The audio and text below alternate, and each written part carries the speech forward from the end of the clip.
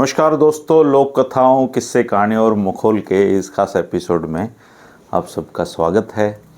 मैं हूं आपका दोस्त धर्मेंद्र कंवारी और हमारे साथ एक बार फिर से हम सबके दोस्त और नु क्या करें ना खुल के हंसनिया मानस डॉक्टर जोगिंदर मौर्य जी भाई धर्मेंद्र, अग्रकुल पॉलिटिक्स के सारा परिवार जो हमारा अंतर्राष्ट्रीय परिवार है, सबको नववर्ष की बहुत बहुत शुभकामनाएं।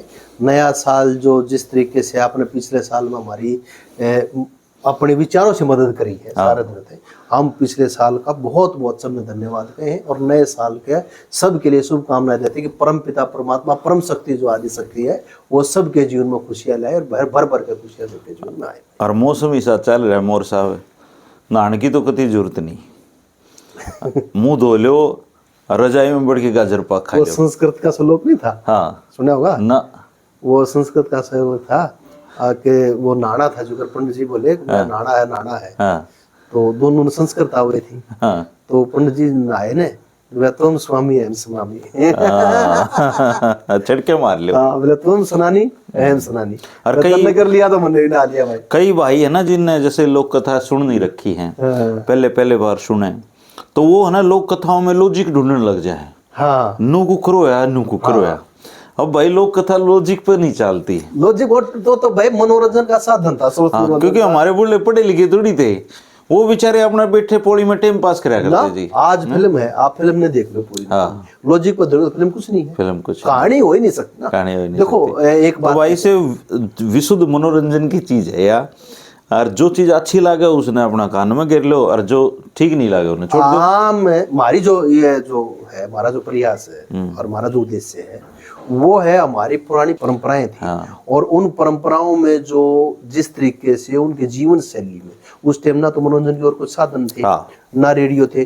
देखो मनोरंजन के साधन होते हैं दो, एक होता है वर्त रूप से सामूहिक जो है, जैसे सांग है बड़े उस पे, एक होता है जब दो चार हो जो बात करके टाइम पास का, जैसे अब मोबाइल है, सबके रील देखने का जो टाइम है। तो ये उस टाइम की जो दो चार हो गए, या परिवार में इकट्ठे हो गए या बैठक में इकट्ठे हो गए, दादी ने सुनाई, दादा ने सुनाई, किसी आदमी ने कहानी सुनाई, और वो स्वस्थ मनोरंजन था। बिल्कुल सही बात है। तो वो जो स्वस्थ मनोरंजन की जो परंपरा थी और जो पारंपरिक जो तरीका था, उस ढंग को हम पुनर्जीवित करने लगे, कोशिश, ताकि अपनी जड़ों से कोशिश है कि ये जो आने वाली पीढ़ी है या नो ना भूल जाए कि लोक कथा भी कोई चीज थी। मेरे बात ध्यान आ गया, एक छोटा चुटकुला ध्यान आ गया इस बात पे।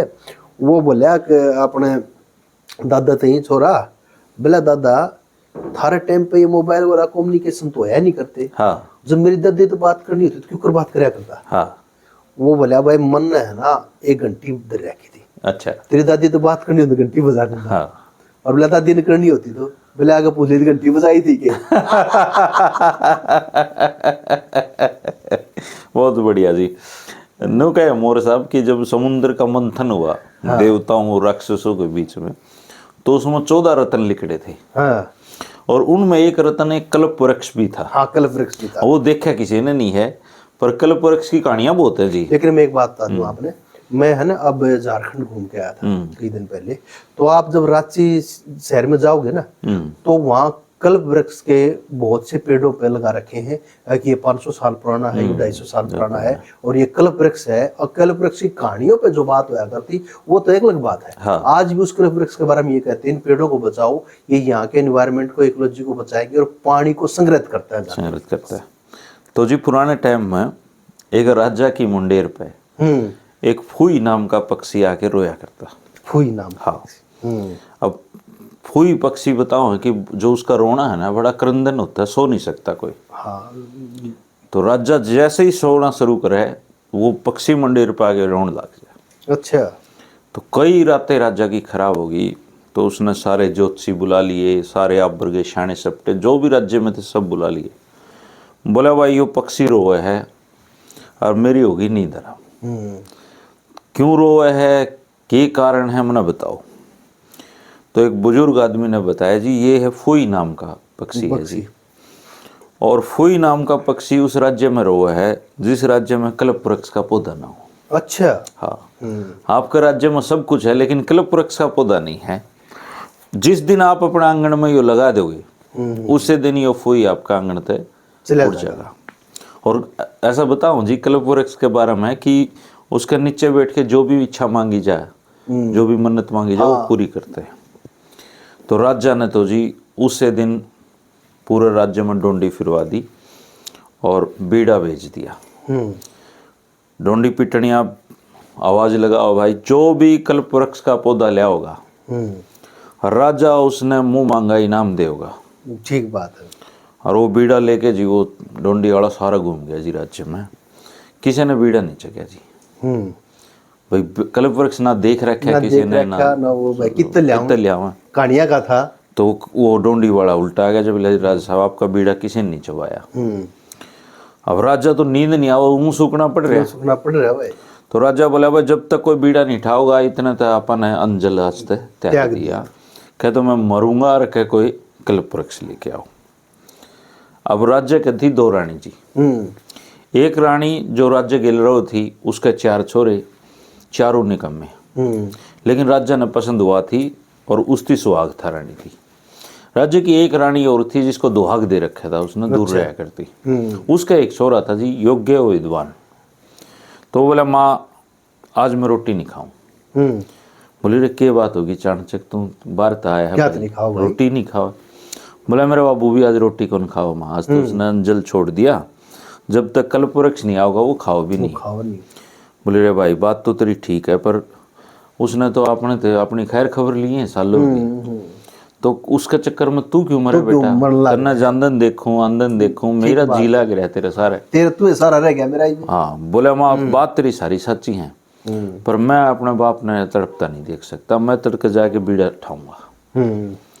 तो बोली बेटा चल तेरी यह इच्छा है तो मेरा आशीर्वाद है। घरा चबे बढ़िए जब वो कल्पवृक्ष ले आवे।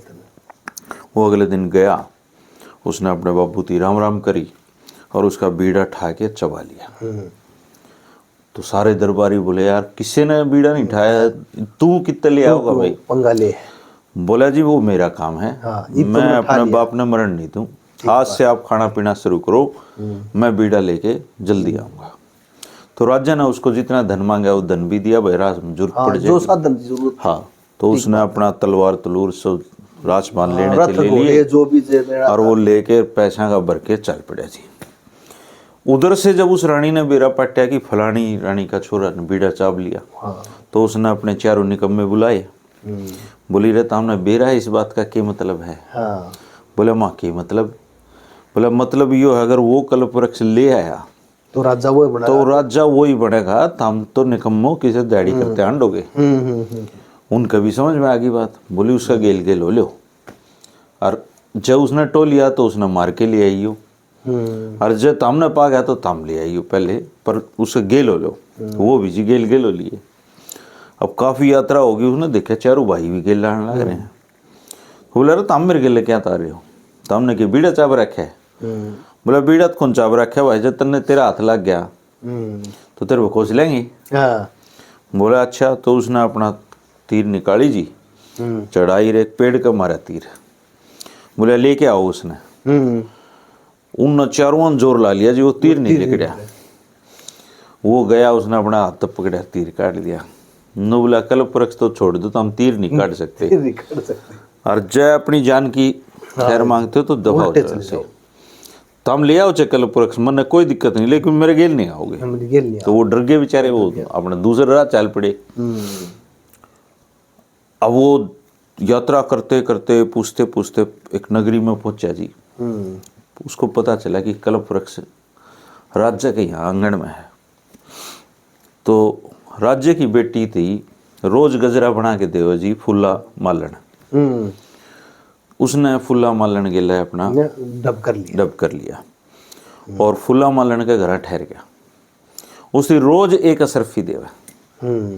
तो जब 3-4 दिन हो लिए तो फुल्ला मालन बोली कि ये बात है, रोज असरफी दे है, कोई काम भी तो बता। बोला काम क्या है, ये जो तू गजरा लेके जा है, यो गजरा आज मैं बना दूं तो। बोली तू बना दे। तो उसने अपने जो बढ़िया बढ़िया मोती ले रहा था ना, वो गजरा में गूंथ दिए। अब उस इतना सुतरा गजरा देख के तो फुल्ला का भी जी आ गया उस पे। बोली जी तो मेरा करे है, मैं टांग ली इसने। बोला ना, ये तो राज्य की छोरी खातरे है, और आज तू मन्ने भी गेल दे चल। तो वो जनाना वेश में उसके सिद्धि उसी चला गिर गया। गिल हो गया। चांदी आण बोला अशरफी मैं तना 100 दे दूं कट्ठी, तो तू वो कल्प वृक्ष दिखा दे मने। बोले अच्छा है, यहाँ तक टिकट था तू। बोली दिखा दूंगी। वो जब उसकी गजरा दिया जी, गजरा तो मोहित करने वाला था। तो बोला यो या कौन है तेरे गिल है? बोला या मेरे भतीजे की बहू है और गजरा इससे ने बनाया है। तो उसने और उनकी दोनों ही नजरें मिले तो बेशक जनाना वेश हो मर्द और लुगाई का फर्क हो, बेरा पाट जाए, आंख मिल गई दोनों की। आंख मिल गई तो जी उसने जितना सम्मान करना था वो करी, बोली वो भी नहीं। तो वह फुल्ला उसने आंधिया ने कल्प वृक्ष का रास्ता दिखाया ही। एक परकोटा बना रखा है जी, उसमें 12 तो दरवाजे, 12 दरवाजे पर 12 सैनिक खड़े हुए हैं और हर 4 घड़ी में टाइम बदलता रहा। पूरी पेट्रोलिंग थी मतलब। हाँ पूरी पेट्रोलिंग। फूला मालन का जो घराड़ा था वो भी उसकी रुखाड़ी में। तो वो जब घर आया तो फूला मालन ने बहुत बढ़िया उसकी शराब पिलाई। उसने इतनी पी ली कि ड्यूटी करने जोगा भी नहीं रहा। तो वो ने बोला यार कोई बात ना, मैं भी सैनिक के था, आज तू सो मेरे तेरे कुर्ते पर मैं ले आऊं, मैं आज ड्यूटी करके आऊंगा। उसके जी पैर के बख्तर बंद रहा, अपने ड्यूटी पे गया। अब वो तो खिलाड़ी आदमी था ना, मौका लाग दिए वो कल्प वृक्ष अपने कोट में दब्या। अच्छा। और पार होया। अब राज्य ने ऐलान कर रखा था जी कि जो अगर कोई इस कल्प वृक्ष को इस परकोटे से ले जाएगा तो उसके मैं अपनी छोरी भी आऊंगा। अब हड़कम मच गया भी, कल्प वृक्ष चोरी कौन लेगा न, तो उनने टोन खातर भेज दिया आदमी, भाई बयानी भी तो है छोरी। उधर से वो अपना कल्प वृक्ष लेके हाथी घोड़े पर सवार होकर वापिस आने लग रहा तो एक नगरी में ठहरा। उसने देखा एक ढब्बप है, उसका भाई बर्तन मांजने लग रहा। अरे बोला निकम्मे तू बर्तन क्यों मांजे है? बोला हम आए तो थे कल्प वृक्ष लेन भाई, पर उरे हो रही ब्रांद माटी, पीछे हो गए खत्म, हम तो न्यू टाइम पास कर रहे हैं। तो उन्होंने अपने 4 भाई इकट्ठे करे, नुहाया धुआया सुतरे कुर्ते पर आए और उनने गेल लिया। गेल लिया के जी उन 4 ने उनने मानन सिखाए रखा था, उनने साजिश करके उसकी कुम गेल दिया सुते आए और कल्प वृक्ष लेके चाल पड़े। उधर से जब सुबह पानी काटने खातर आए पनियारी और बालक, उनने देखा कोई जड़ पकड़े पेड़ के बैठा है, उनने वो काट दिया। उधर से वो राज्य में अपना कल्प वृक्ष लेके पहुंचे तो उसका बाबू बड़ा खुश हुआ, मेरे 4 इतने होनहार बालक हैं। और इसी रानी के जिस राजा का लाड था, बड़ा सम्मान हुआ जी, सारे उसमें आ गए। उधर से वो पीछे पीछे अपने गेल आ गया, उसकी बेचारे की जगह सही हो, वह बड़ा बीड़ा चबाया गया था, खलिया था, तो अपनी माँ दौरे बैठ गया मायूस सा।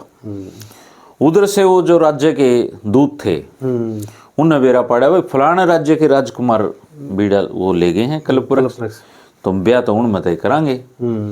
तो उसने जो राजकुमारी है उसने आके डेरा ला लिया उड़े। उसने अपना संदेश भिजवाया भी राजा साहब आपके बालक कल्प वृक्ष लाए हैं, एक एक करके मेरे दौर भेजो, मैं पिछाड़ दूंगी कौन सा है मैंने ब्याह करना है उसके लिए। तो सबसे पहले बड़ा राजकुमार गया, तो वो तो चूंकि नजरें मिल गई थी ना, आँख पहचाने, तो वह बोली परकोटे में कितने दरवाजे? अब उसने बेचारे ने परकोटे देखे थे, गया ही नहीं वो तो। वो बोले 8। उसका लात मार के बाहर काट दिया जी, वो दबा हो जा। दूसरा आया, तीसरा आया, सारे जलील कर सारे फेल हो गए। तो राजा ने बड़ा आश्चर्य हुआ, तो राजा खुद मिलने आया, बोला बेटी 4 आ लिए, तने कोई सा भी स्वीकार नहीं करया, कल्प वृक्ष तो ये ले आए हैं। बोले जी कल्प वृक्ष लेने नु बेरा है, कितने दरवाजे थे? इन 4 नहीं बेरा सारी बातें का नहीं बेरा। तो राजा की याद आया भाई कल्प वृक्ष तो वो छोरा भी लेने गया था, वो बुलाया, बोला वो आ गया। तो उसने पूछी जो बात, गजरा में कितने मोती? उसने तो पिरो रखे बता दिए। कितने दरवाजे? बोले जी यो ले आया था। तो उसने अपने 4 बेटे बुलाए, बोले भाई क्या बात थी, थोड़ा शक्ति दिखाई। तो बेरा लगा कि राजकुमार ही कल्प वृक्ष ले आया था।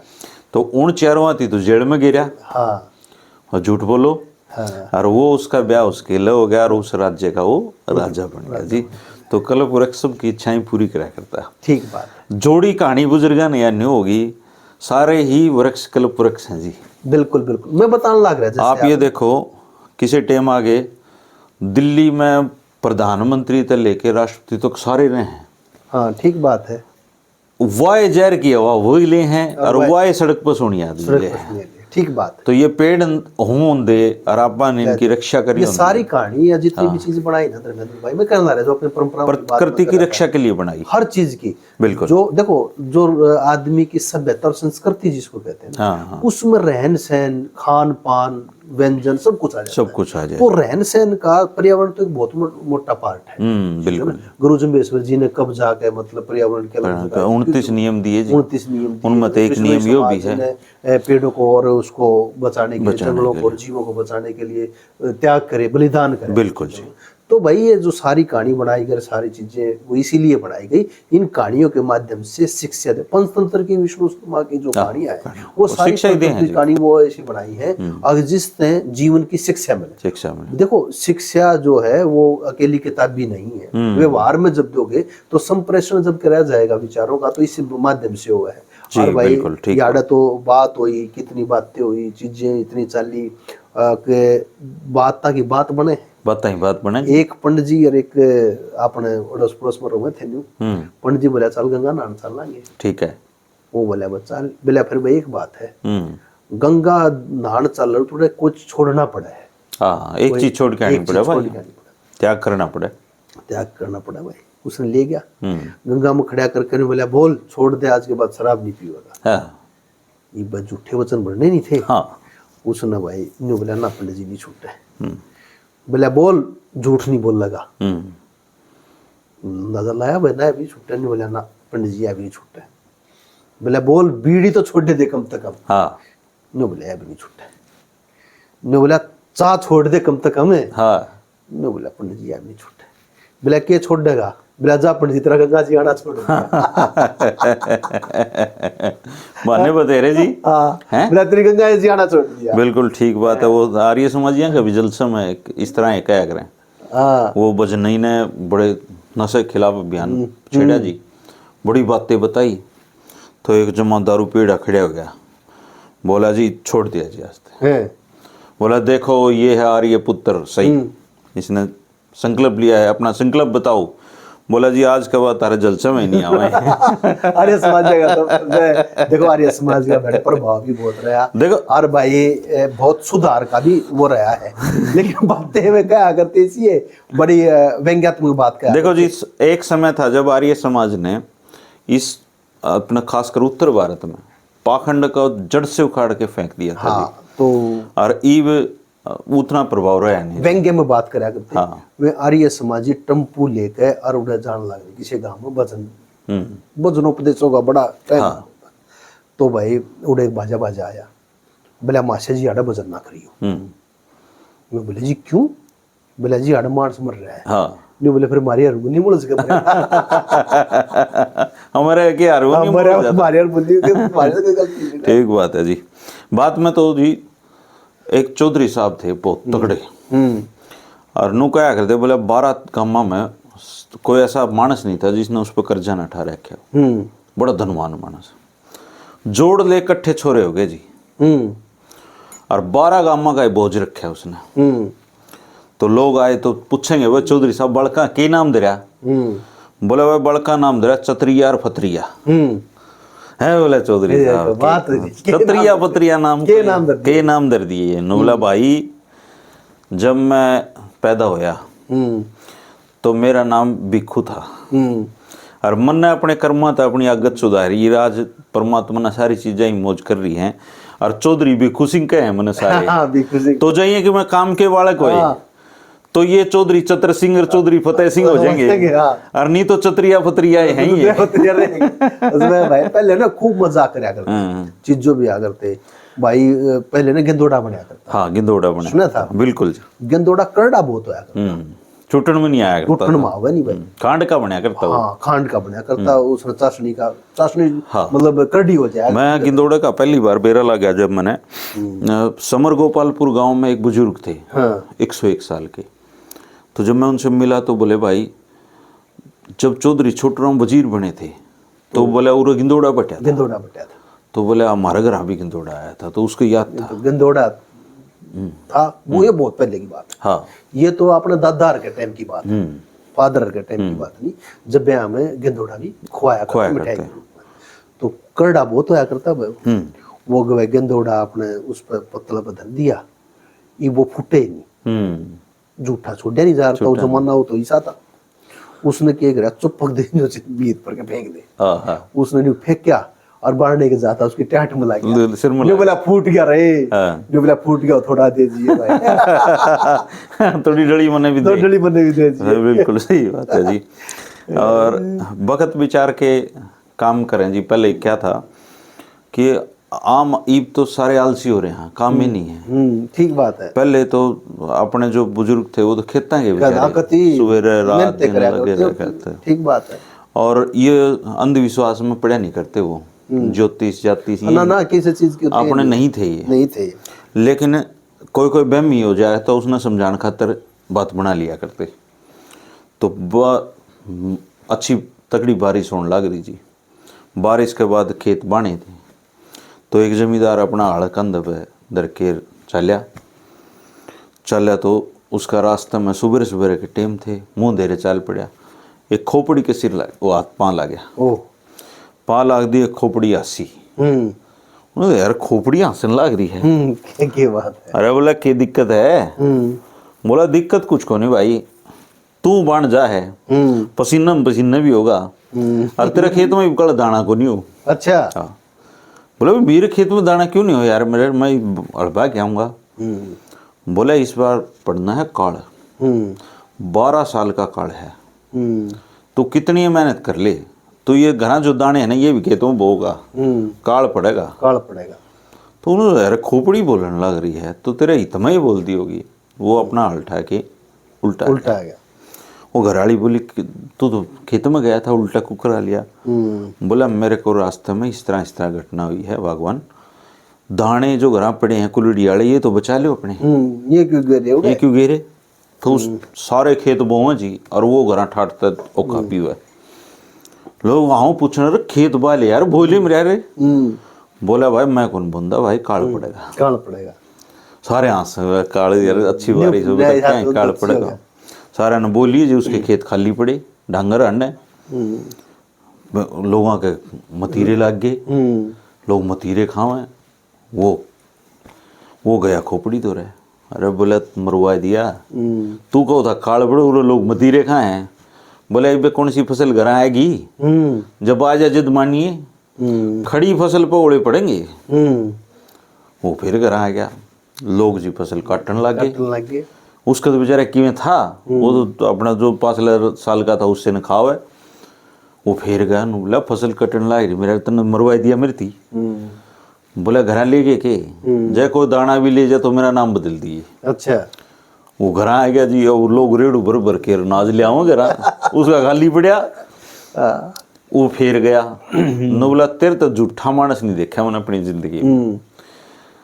सारे नाज के ना भर भर के रेड़ू घर लेने लग रहे, मैं तेरी वजह से रह गया। वो आशा न बोला जब मैं इतना है बोलाऊं तो ठोकरा मांडू। ठीक बात है, एक धर्मेंद्र है वो मैं इतना बुलाऊं रे तो नू ठोकर खाता। ठीक बात है। एक भाई शराब भी है ना, नशे में दूध पड़ा बस अड्डे पे, और भाई एक पुलिस वाला आ गया, उठाया वो, ले उठ अपने घर जाने। न्यू बोला इतना सब कि मैं घूमता दिखे। हाँ। न्यू बोला ना, बोला मन दिखे जब घर आ जाएगा उसमें बढ़ जाएगा।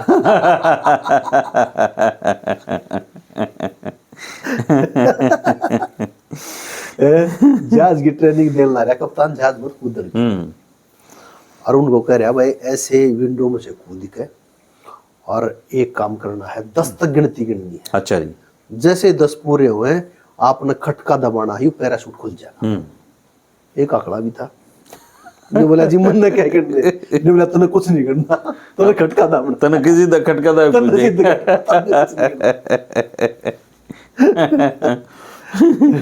एक बार लाला जी की दुकान में जी, लाला जी ने काम हो गया, छोरा थी छोड़ गया। बोले अगला पीछे नू करे ना तो सामान तोल दिए, नहीं तो नू कह दिए मेरा बाबू आओगा जित तोल लगा। अच्छा। तो वो तो पक्का नियम का, कोई पीछे पहला करे उसने सामान तोल दे, बाकी नो है मेरा बाबू आओगा जब तुलवाइए। तो गाँव में तो एक जमींदार आ गया अपना, तो बोला रहा 20 किलो ना बाजरा बीज तोल दे है। तो पीछे तो काटे कौन थे पहला, बोला मेरे बापू आओगा ना जब तोलवाइए। तो उसने गोज ते रुपये काटे, बोले तेरे बाबू गोज में ही ले रहा हूं मैं, तोल दे। एक अपने ऊत था हरियाणा का, होटल में खाना खाने चले गया। खाना खुना खा के बिल उनने वह बिल दिया। हाँ। उसमें वह एक चीज आइसक्रीम जोड़ रखी। हाँ। वो बोला भाई यू काटो इसने, पूरा बफे सिस्टम भाई। हाँ। तो वो बोला ताऊ या तो आइसक्रीम जुड़ गई, बोला ना हमने खाई तो कोने, बोला बेशक ना खाई, हमारे तो तैयार थी भाई, ले लेते। हाँ। बिल जुकर भाई 1000 रुपया का। न्यू बोला भाई मेरे 1500 रुपये हो गए, वो दे दो, 1000 काट लो और 500 मेरे उल्टे दे दो। बोले ये किस बात की, बोले हमने या मेरी बुढ़िया छेड़ी। हाँ। बोले तब हमने कद छेड़ी। बोले वो छेड़ देते तो भाई है। समझाने के तरीके होते हैं। और ये जो चरित्र हो ना जी, हाँ, ये इसमें बलो है बिल्कुल। और जिसके नीयत में, जिसका व्यवहार में खोट नहीं हो ना, वो बात कह देगा और उसकी बात माननी जाएगी। एक बार एक कथा सुनावा जी एक बुजुर्ग, और कथा में एक शब्द आ गया भाई जो कामदेव है उसमें 1000 हाथियां का बड़ो है। अच्छा। अब उड़ो एक फकीर भी तपया करता, कोई साधु था, वो बोले रहे साबित भी कर सके इस बात ने, कहूँ मेरे लोगन बुकाए लग रहे। अब वो उससे भी बड़ा मान्य। अब कथावाचक का यह बात कालचे बैठ गई, कथा करनी छोड़ दी, घर आ गया, घर तक बाहर नहीं निकला। उसकी छोरी बड़ी समझदार, बोली बाबू की बात है, तू कथा करने जा रहा, अपना तो घर कथा से ही चल रहा है। बोला बेटी बात ही ऐसी होगी, वो जो संत है बड़ा फकीर है, उसने यह बात कह दी, मेरे साबित करने का कुछ नहीं है। बोली कोई नहीं पता जी, मैं कर दूंगी साबित। भाई कामदेव में तो 1000 हाथियां जितना बड़ा है। हुआ जी रात को हल्की हल्की सी बारिश शुरू हो रही, 16 श्रृंगार करके थाल में भोजन सजा के 36 प्रकार का भोजन, और बाबा की मडी दौर पहुंच गई। और बोली बाबा बारिश आने लग रही है, कहो तो 2 मिनट रुक जाऊं, बारिश खत्म हो जाएगी जब चली जाएंगी, मन ने फलाने डेरे में जाना है, ये उस दे के आना है। अब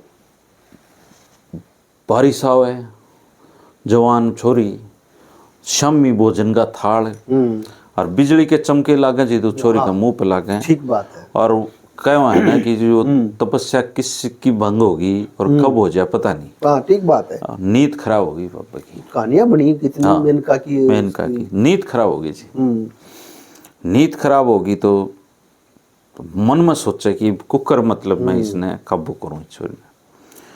तो बोला बच्ची तू है ना मेरी कुटिया में बैठ जा, और कुटिया में तेरे बारिश भी नहीं लगेगी और तू सुरक्षित भी रहेगी, नहीं उरे बैठी दिखेगी, लोग नहीं कहेंगे बोले बाबा दौरे बैठी है। हुआ तो समझे सारी बातें ने, हुआ जाके अपने कुटिया में बैठ की और भीतरली सांकड़ बंद कर ली। अब बाबा कुआड़ पिटे, खोल।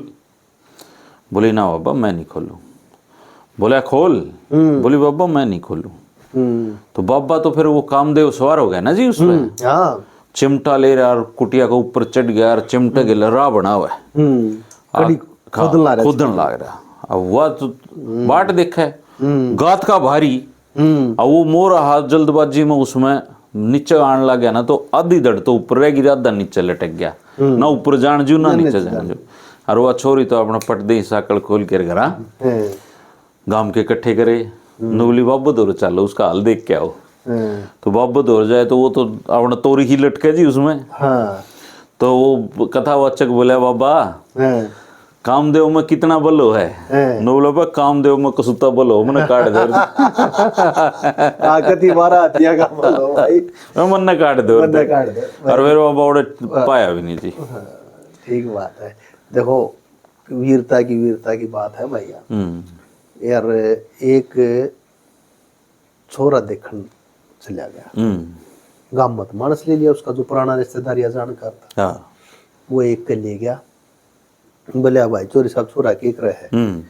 बोले अब छोरा लाग रहा है डॉक्टर। अच्छा जी। बोला 2 लाख रुपए तनख्वाह है और लाख के ऊपर तो आ जाए। ओहो, घनी कमाई है, ऊपर तो आ जाए।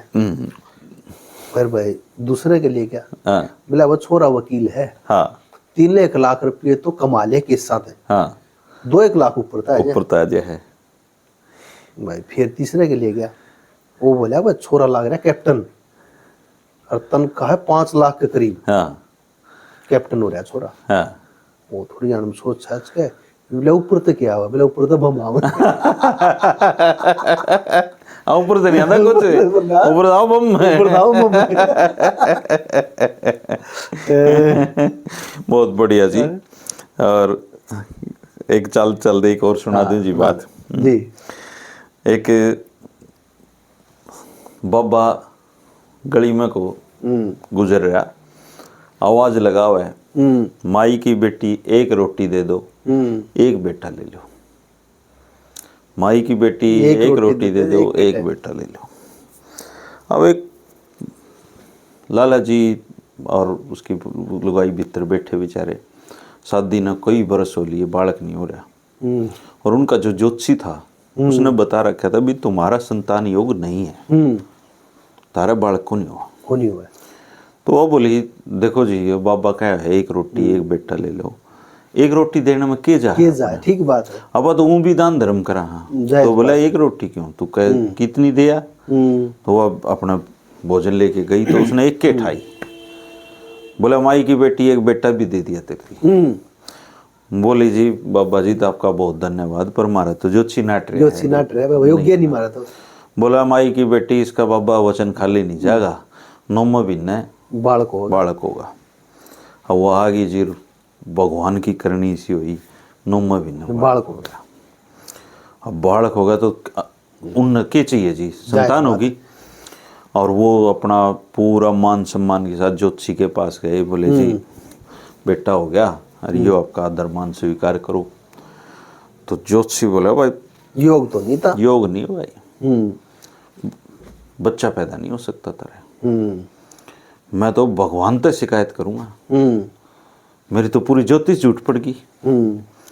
तो ऊपर नारद और विष्णु देखने लग रहे उनकी बात। तो बोले महाराज यो आपने कथावाचक ज्योतिषी क्यों झूठा गिरा, इसकी तो बही में लिखे रखा है संतान, उसने तो गलत भी नहीं बताई, जो आपने विधि के लेख बता रखे उन्हें बता दिए। बोला नारद फटाफट जा, पहला तो तू इस ज्योतिषी दौर जाइए, अन्नू कह दिए भगवान ने जिगर चाहिए तेरा। और कलजम आग लग रही उस तो ठंडी हो गई। वो गया भेष बदला, बोला जी मैं भगवान का दूत हूँ, आपका जिगर दे दो। बोले उससे 2 मारे चिमटे, मैं कुरतना जिगर देने लग रहा, पागल कहीं का। बाबा तो गया, बाबा अपने पेड़ के नीचे पड़ा, बोले बाबा जिगर चाहिए भगवान ने तेरा। बोला बा जिगर क्यों, पूरन डाले जा। भगवान ने चाहिए तो पूरन डाले जा, कहते और कोई सी चीज काम आंदी हो। तो फिर वो गया तो बोला जो आदमी भगवान के लिए अपना जिगर देश का है, तो वो रोटी के बदले बेटा भी देश का है।